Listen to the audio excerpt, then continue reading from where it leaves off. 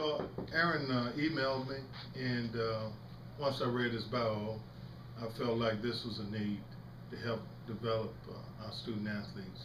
He's got a great story, a real powerful story, one that our student athletes need to hear.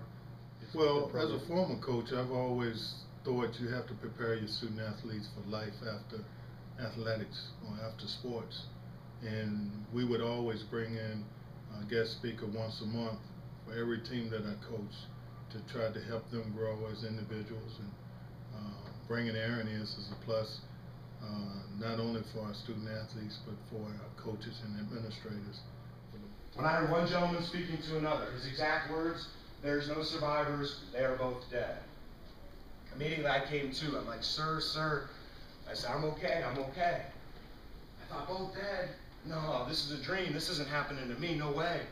Started to do the things we do when we're having a bad dream, doing anything in my power to wake up. Come on, wake up. But all of a sudden, all the signs around me started to become far too real. My program's called the Drop Your Pride program. It was something I put together a couple years back, specifically driven home for the college athlete. Most people know they're wired a little bit differently than, like I always say, a scientist is wired differently than an accountant. Well, athletes are wired differently from everyone else as well. So when I put this together, I wanted to be a program that wasn't typical to what most speakers are doing. But I put this together, and it started when I was in prison. They asked me to do a little bit of speaking, so I went out and did it, and then things started to come together.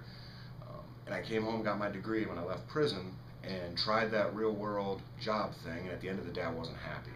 And one of the main things that I tell these athletes is, you got to follow your passions in life, and we all make mistakes, but at the end of the day I was getting up, I wasn't happy, and I wanted to be a teacher. That was my dream job. I had a felony. You can't do that with a felony. So I always say, what's the next best choice? And I walked away from the real world, and I tried to just become a speaker full time, and it's taken off. But the program itself, I take them through what it was like to get to the top, but more importantly, how hard the fall was.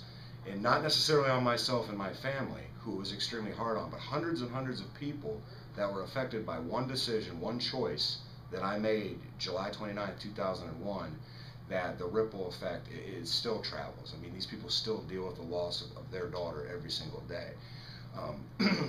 So I kind of take them through, actions have consequences, both good and bad.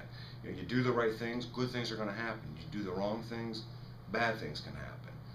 So, it's essentially a program. I always say the guts are never going to change. It's about, drinking and driving and what happened. But more importantly, it's about choices, about life, about, getting through adversity or finding a way around things, or just to give them a real life look at the pain I caused so many people.